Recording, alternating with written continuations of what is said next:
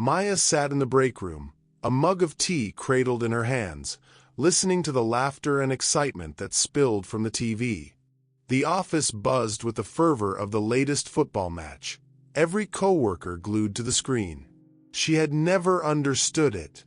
The constant buzz about teams, scores, and players that seemed to dominate every conversation. Maya wasn't against football. She just didn't care about it. "Did you see that goal?" Tom from accounting exclaimed, his voice full of awe. Maya smiled politely, nodding as if she understood. But inside, her mind wandered. Why did it matter so much? She never quite got the allure. Football for her was just a game everyone else seemed to obsess over while she simply sat on the sidelines.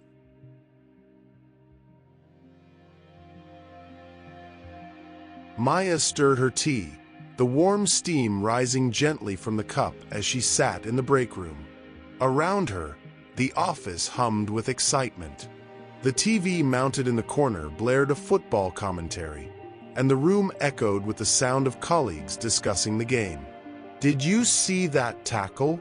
Tom from accounting shouted, grinning at everyone.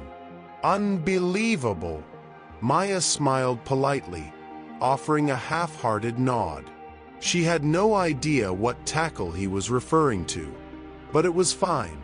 She'd long since learned how to smile and nod during these conversations. After all, it was the same routine every week. The latest football match would be the hot topic of conversation, dominating lunch breaks, water cooler talks, and even casual chats in the hallway. If you weren't part of the conversation, you were simply left out. "Come on, Maya, you must be watching the match, right?" Sarah from HR asked, her voice laced with genuine curiosity.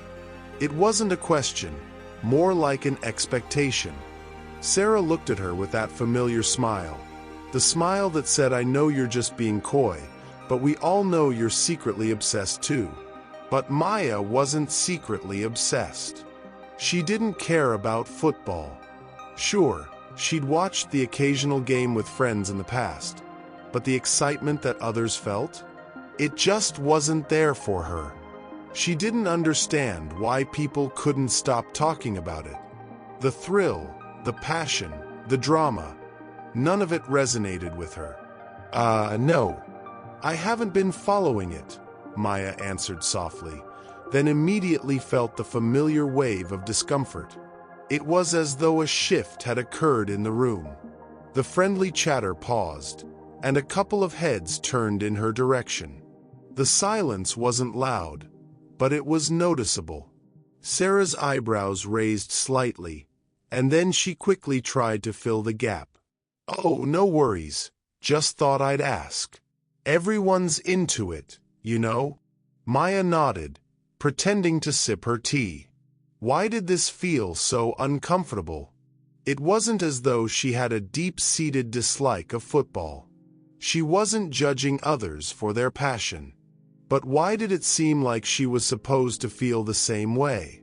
Why did everyone assume that liking football was just a default, like some kind of universal truth?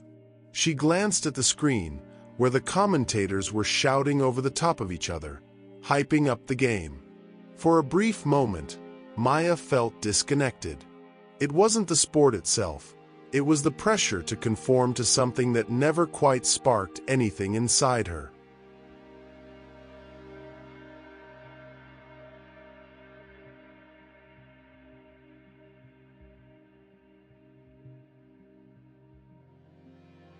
Later that evening, Maya sat alone on her couch, the glow of her phone illuminating the dim room.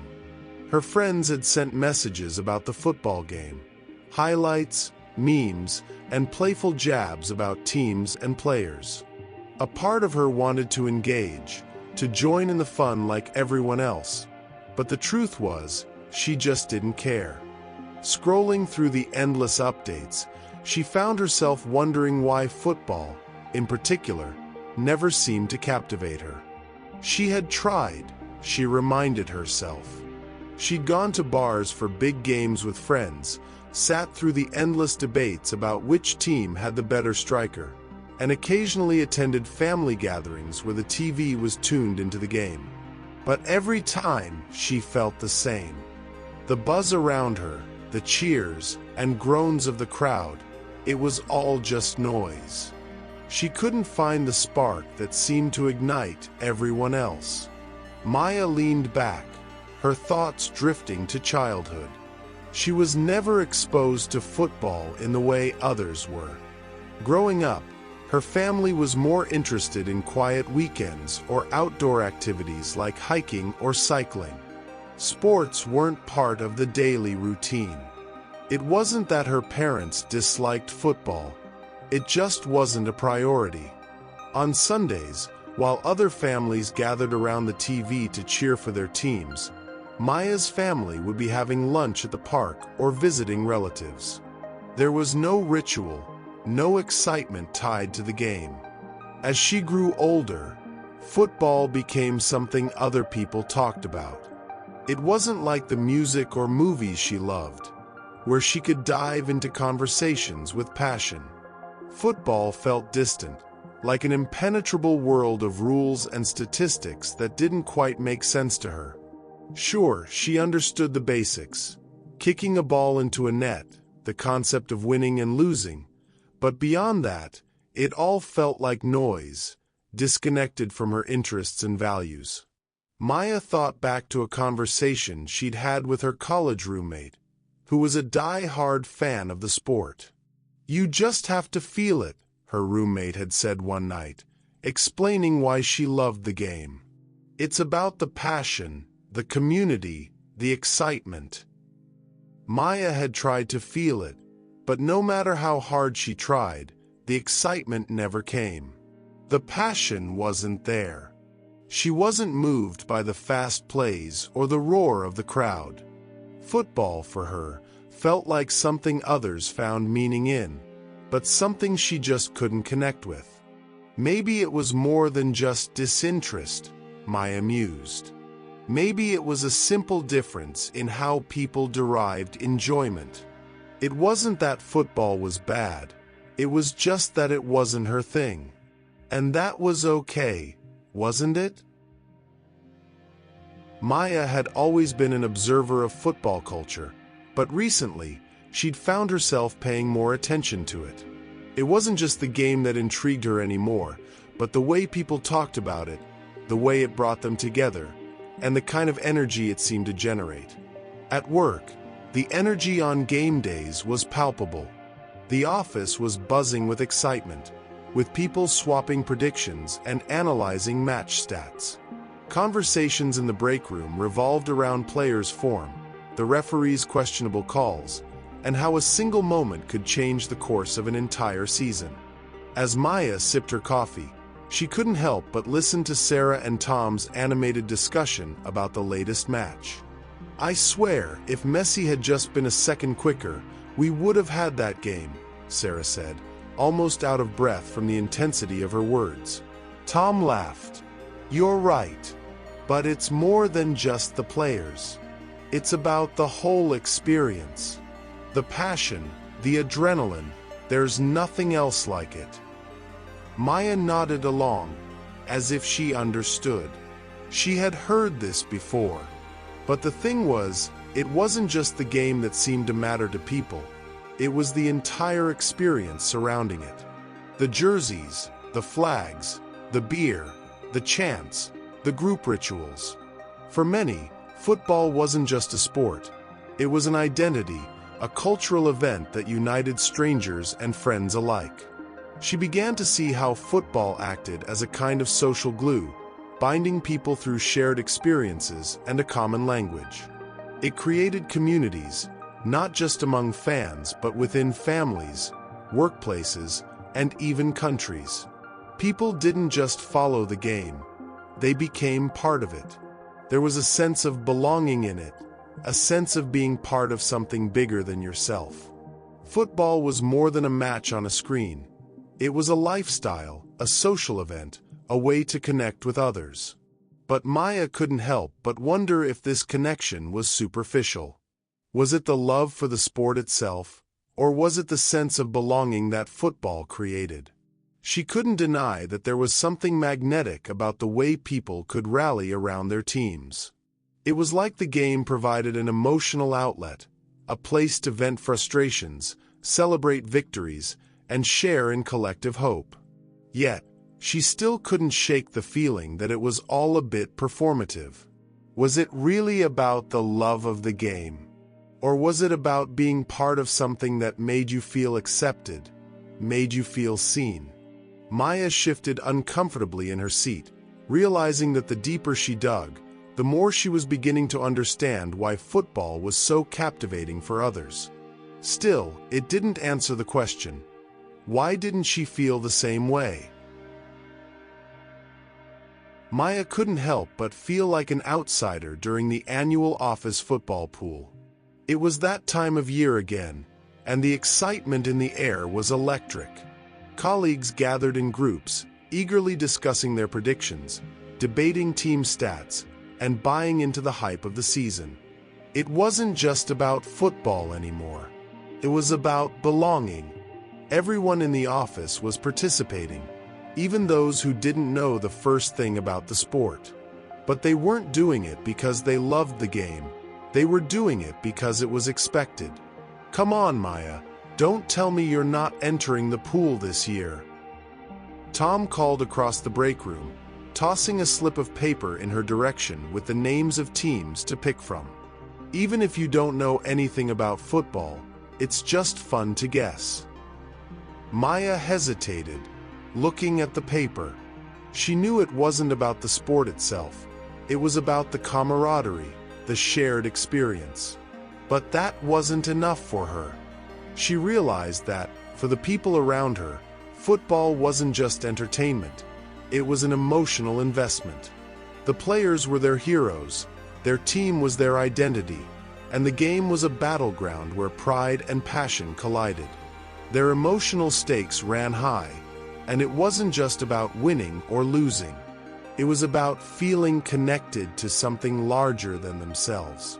But Maya couldn't relate to any of it.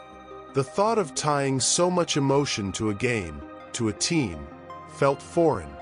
It was like people were placing their value in something outside of their control, something that ultimately didn't hold much significance to her. Football wasn't about personal growth, or self-expression, or even shared meaning in the way her hobbies were. For her, those things mattered more. Creating art, reading books that made her think deeply, building meaningful relationships. These were the things she invested her time and energy in.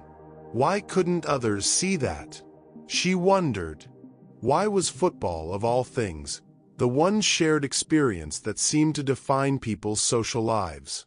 As the conversation continued around her, Maya's discomfort grew. She began to feel like a stranger in a foreign land, surrounded by an emotional language she didn't understand. And while she knew it wasn't wrong for others to feel this way, it felt like an emotional disconnect between herself and the people around her. Was it possible that, for all her understanding of human behavior, she was missing something fundamental? Was football, in some way, offering a form of belonging and meaning that she wasn't seeing? Maya's mind raced as she quietly folded the paper and set it aside. She wasn't going to enter the pool, but she couldn't help but wonder if her disinterest in football was more than just a lack of enthusiasm. Was it a rejection of something much larger, a clash of values that made it impossible for her to fully engage?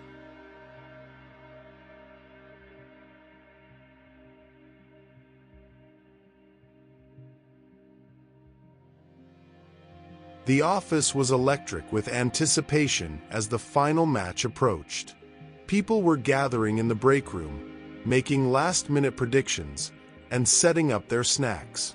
A large screen had been set up for the big game, and everyone was planning to watch together. It was the culmination of weeks of hype, and there was an unspoken pressure to be a part of it, to be involved in the collective excitement. Maya, however, had made her decision long before the event arrived. She sat at her desk, the hum of chatter and laughter drifting through the walls, but she felt an odd sense of peace in her solitude. The pull to participate had been strong. For a moment, she considered putting her name in the office pool or showing up to the viewing party to fit in. But the more she thought about it, the more it felt like something she wasn't willing to force. She had spent years trying to understand her place in the world of football culture, trying to find a way to feel what everyone else felt, but it had never come. And maybe that was okay. Maya closed her laptop and stood up. There was a quiet rebellion in her decision, a refusal to conform to something that wasn't her. It wasn't about rejecting the people around her or denying their joy. It was about accepting that her joy came from other things that didn't require her to pretend. She didn't need to feign interest in a sport that didn't resonate with her. Instead, she chose to invest her time in what felt authentic. As the time for the match approached, Maya walked out of the office. She knew the buzz would continue without her. The crowd would cheer, the debates would carry on long into the evening, and she wouldn't be a part of any of it. But as she stepped outside into the fresh air, she felt a sense of clarity she hadn't expected. Football wasn't her thing, and that was perfectly fine.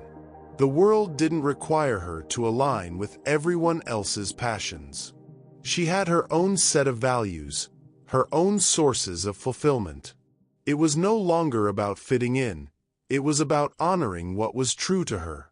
Her identity wasn't defined by the collective enthusiasm of her coworkers. It wasn't defined by any one thing. It was defined by the freedom to choose what she wanted to care about. Maya smiled to herself as she made her way to her favorite cafe, the sun dipping below the horizon. The world kept turning, the game played on without her, and for the first time, she felt comfortable in her own skin, a quiet confidence in the knowledge that it was okay to stand apart. She didn't need to follow the crowd to feel like she belonged.